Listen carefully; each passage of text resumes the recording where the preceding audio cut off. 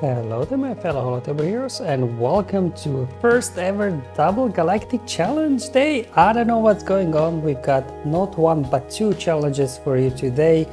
Now I've been traveling today and I'll be traveling over the weekend as well, so a little bit of a delay here with releasing this video, as well as a little bit lower audio and video quality, but at least I can show you what I've done here to get max rewards. Obviously the good news is two challenges, which means double the rewards. The bad news is that the second challenge that I'll show you, the Hutt Cartel one, I tried a lot of things, but pretty much looks like you will need Jabba to get that max crate done. But you know, at least if you get gold crate, that's not bad at all, because at least you're getting a red and a gold one instead of just, you know, a red one. So let's just start now with the first one. As always, there'll be YouTube chapters below if you want to skip through to any area of the video. I'll start off with the easier challenge, I guess, with the one on Dathomir versus Nightsisters. They do have home court advantage, but that won't matter at all. So the global modifier, dark magic, so every 10 turns all characters are revived at 50% health, but these revives can be prevented, which we will be obviously utilizing whichever team we will be taking in. One step ahead, so that the Scoundrel modifier, we get nice stat boosts across the board, so this is pretty nice. And against Scoundrels we can use many different teams. And the modifier for Nightsisters, so whenever an ally is revived, all other Nightsisters gain a stack of Ichor, which gives them extra health, protection, offense and speed. But because we will be preventing those revives, you know, they won't really benefit a whole lot from their modifier. In terms of the feats, we have to win with a full team of Scoundrel units, and then win after attacking out of turn 20 or more times, and finally win after defeating 3 enemies in the same turn. It looks like this Crush Them feat has been quite popular lately with these challenges. It seems like every couple of weeks we have it.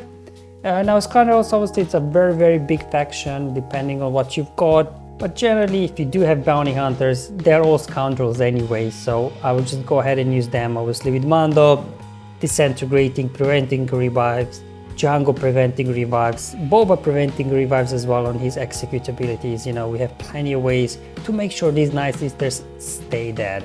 Anyway, let's get our taunt up, get the mass assist. Alright, so looks like Zombie's now the lowest one, so let's just go after her.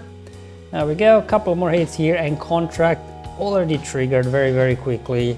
Let's see if we can maybe get some ability blocks out there to help a little bit. Let's get our taunt up again. I think I'm not be able to nuke somebody yet, I think, so we'll just get him a bit lower in health first. Marin hiding in stealth, fine, we'll get to her when she comes out of it. Okay, alright, there she goes already. Sure, let's go ahead and do mass assist over there. Remember, we need 20 attacks out of turn, so use those mass assists whenever you can. There we go. Marin's out, and she's really the only troublemaker here when it comes to these Nightsisters. As soon as Marin is down, these OG Nightsisters, they don't really have a whole lot going on for them. I'm just trying to line up the hits here with Django or Boba's execute, and then Mando's disintegrate to prevent revives. There you go, very easy, very straightforward. Scoundrel feat done, as well as the 20 attacks out of turn, because obviously we've got mass assists from Grief and Bossk, and then as well Mando can call somebody for an assist. Okay, so let's move now on to the Crush Them feat. Now if you do have a Galactic Legend like, you know, Kylo or Rey or maybe Lord Vader, somebody with a big AoE, you know, that could probably be easy as well, but I just, you know, will again revert to the Watt Temper trick to get this Crush Them feat done. Going on with Palpatine lead for the Thermometer train, and hopefully we can get things going. I'm gonna go ahead and put a weapon tech on Darth Vader, because then when Darth Vader knocks somebody down, which will be Marin, we'll target her first. Then obviously that will prevent revives because of the weapon tech. Otherwise we get tenacity down, out, we get shocks down. Let's go ahead and see if we can, I'll do that just to get health still up on everybody, so they can hopefully recover some health, so they can shake off the plague. Then I'm gonna go ahead, fracture Marin. She's really, again, the troublemaker. As soon as she goes down, this Nightsister team will fall apart. I'm going to go ahead and put Medpack. Let's help out Mara so she can recover some health. Alright, 1000 getting her AoE out. That's okay, we'll just keep going. Alright, now let's go ahead to Force Crush. Just go ahead into Merciless and we'll just do a round of ability blocks, I guess. You will see that Marin's tenacity is very high. Landing debuffs on her was quite a challenge, and she immediately shook off the tenacity down in beginning that I landed with Mara, but we'll get back around. So I'm just kind of going around here, spreading the damage, getting everybody low, getting ready to, you know, use the Watt special ability to defeat all of them. But first have to get Marin out just to stop her plague, stop her protection recovery Nightsisters as well. Make sure to proc those staggers to make sure Nightsisters don't get a turn. I'm gonna use basic here to gain a heal over time. Alright, so with got a turn, I got Marin down there with Pulp's basics, so now I can just go ahead, whack Culling Blade, and she's not coming back because of the weapon tech. And now with Marin down, there's no more this annoying plague spreading as much, as well as they don't have protection recovery. So now just don't worry about what, he will come back because of the modifier. There he is. Same thing for Throne, or if he dies off, he'll just come back, so that's fine. Right now I'm just getting everybody low kind of in health. I got the Saj down in red, so I'll just let her be. I'm not going after Daka next. Okay, there we go. Let's go after Zombie now. Sure, let's do an AoE just to get them a little bit lower. And here comes Watt with his special, and this will trigger all the damage over times that Vader builds up. And there you go. Hey, I even got a bonus defeat. I defeated 4 in the same turn instead of 3. So that, you know, it took I think 3 or 4 attempts to line it up nicely. But, you know, once you get your train going, Mary's done, then it's very easy from there on out. There you go, that's max rewards number 1. So we got a red crate, first one in today's video. So let's now continue with a slightly more annoying challenge, which is versus Raditz and his squadron of Rogue One rebels. Let's first look at the modifiers here. Geonosis Arena. So whenever a unit uses special ability, they will gain a stack of entertainment, which gives them stacking health, offense, and potency. Which is pretty nice, but yeah, it won't help you a whole lot if you don't have Jabba, I'm afraid. So it's the Hutt Cartel modifier, which historically we were able to kind of cheese it, you know, even without Jabba. So the whole idea is here that while the leader in the leading slot has protection, then the allies cannot be defeated.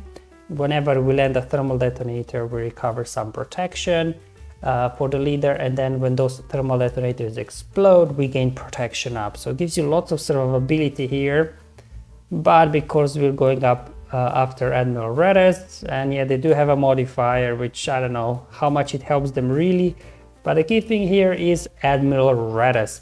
And why? Because we all know Raditz is a ticking time bomb, and once he gets his download progress done, unloads his ultimate ability, which disables protection and healing immunity for 5 turns, and that means that you won't be able to even get protection up after that anymore. And on top of it all, as you will see, Raditz, very high tenacity. Landing any debuffs, like I loaded my guys with potency. Unfortunately didn't work, and with the Hutt Cartel they just solely rely either on Jabba's ultimate or on thermal detonators to do the damage, and thermal detonators stacking on Raditz was basically impossible, and he's very durable. You can't burn him down with raw damage either, and eventually, as you will see, you know, we'll be able to only do it with Jabba, not with the standard Hutt Cartel team. In terms of other feats, thermal detonators 40 times, and then gain stealth 10 times. Alright, so first I will show you my kind of attempt. So I was playing around with different lineups without using Jabba, and it seems like Leia lead for me kind of worked well, because once construct is triggered, the defeated enemies cannot be revived. So that's how you can kind of get around from preventing Jean or Raditz to revive them. But then in the end, I'm just let's roll the footage while I'm talking. You'll see what I'm talking about. So definitely here Bossk Leia was good for me. I was trying Greedo or Embo in that 5th slot. It didn't even matter who I used. This is what I start off to get a tenacity up of K2, so we can now putting thermal detonators on him. So there we go. Leia just constantly assisting on enemies with deadly bluff. Then we give a turn back over to Leia with Lando. Then we can go ahead, stack more thermal detonators over there. What I want to do here, let's see if I can get a stun on Pathfinder and remove the tenacity up from him as well. Alright, let's do some more thermal detonators. Okay, here they come. Alright, there we go. So I got a turn. She does her AoE, triggers thermal detonators, contract triggered because we defeated an enemy with thermal detonator damage. Same thing with Cassian, they're not coming back because of Leia's lead. In the meantime, as you can see, Red has popped off his ultimate, and now no more perfection up, no more healing. Here, luckily, Chrysanthemum does revive, so he will revive now, obviously, without those debuffs on him. He can get a taunt up, heal up, but at this point, simply I did not have enough damage. You cannot kill off Jean while Red is still alive, and Red is just too tanky to take down with the raw damage, especially just with 2 guys left, and unfortunately, did not work. So unfortunately for this one, looks like if you do want max reward, you will have to throw in your Jabba. It's probably basically just autoplay. And I'm like, who do I go after first? I'm like, it doesn't matter. I can just probably hit it on auto at some point. I think I just hit auto. I'm like, yeah, I just hit auto. These guys don't stand a chance. So unfortunately, it seems like it's one of those ones that if you do want max rewards, you will have to use Jabba for this one. For the main reason really is that Red's tenacity is just so high, you simply cannot land any thermal detonators on him. Otherwise, as I've shown you, there are ways to prevent revives, ways to take these guys out, line up the hits, but if you can't get thermal detonators over on Redis, you simply cannot take him down, and eventually the AoEs from him will take care of your guys. There we go, Redis down. Wanted to make sure Jabba takes him out first, and then I can just go ultimate here and finish off the rest. There we go. But otherwise, no need to stress if you can't get the max grade here. Just get the gold one. And anyway, we got a double Galactic challenge, so we still get more rewards than we normally would. So I'm kind of okay with this. Alright, so with the Hutt Cartel and Thermal Detonator done here with Jabba, obviously it remains just stealthy to do. But I just wanted to show if you don't have Jabba, you can get Thermal Detonators done with some sort of bounty hunter team, I guess, with Leia. So we'll use a similar trick like I've showed you in the first battle with full Hutt Cartel team. Here I'm just using Mandalorian so he can get his disintegrate out, and that hopefully will help us there. I'm like, okay, well, we need to, again, same thing as in the first one, stack thermal detonators over on K2. Get a taunt up with Chrysanthemum. Okay, good.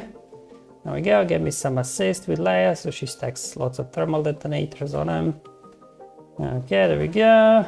Come on, Leia, get in here. Maybe get some ability blocks on somebody. There we go, got a couple of ability blocks. I'll take it, I'll take it. Okay, there we go. Now we're gonna line up an AoE again from Leia. All those thermal detonators procced. And now we get a contract, which means we can use Disintegrate with Mando. I'm like, come on, Mando, buddy, get in here. Get in here. Okay, there we go. Get Redis out. Perfect. So that's it, guys. And now just a case of trying to stall the battle as long as you can, making sure you get your 40 thermal detonators out. Obviously, if you don't have this kind of team, Jawas could potentially get it done, but I'm not sure if they can't stick any thermal detonators on Redis, how that would work. So maybe Ray lead with Jawas, maybe, I don't know. There you go, but definitely some sort of bounty hunter team, either with Zem or Bausch Leia, should help out. And then we got a stealth feat. Many ways to do this, as always, when it comes to stealth feat. You could do some sort of maybe Sith team with Darth Maul lead. You could also do any team under T-Bow lead, whatever you've got. And then obviously R2 and C-3PO combo is great for stealth, so they could work on the C-less rebels, under Rey Jedi training. Again, I'm just using Padme here, I thought, because of, we can stack up courage quickly and take care of Redis. So he's not being as annoying. And there we go, they get a jump start on us. All these attacks out of turn, Padme, handles it well. You can go ahead, do an AoE, dispel all the buffs on the enemies. They still keep going. Sure, let's go ahead and get some retribution, and let's go ahead and get some stacks of translation over on R2, so we'll be able to start reducing his cooldowns. Alright, let's go ahead, smoke screen. So C-3PO was stealth on himself, and then we used here smoke screen from R2, so that's stealth 5 times already. Let's go ahead, get Pathfinder number 1 out. He of course revives. I'm stuck behind it on there. So maybe bringing Padawan Ahsoka instead of Anakin would be better because we could get rid of those taunts faster. But there we go, Radis is down. I'm like, don't you dare, Jean. Don't you dare. Don't you dare revive him. All right, cool. Let's see if we can get her down. Get me... stun. Jean is immune to stuns when she got her Zeta. Should have used smokescreen there, probably. But anyways, trying to get Jean down. And of course, she had to revive Radis, not K2. All right, fine. We'll just have to take Radis out again.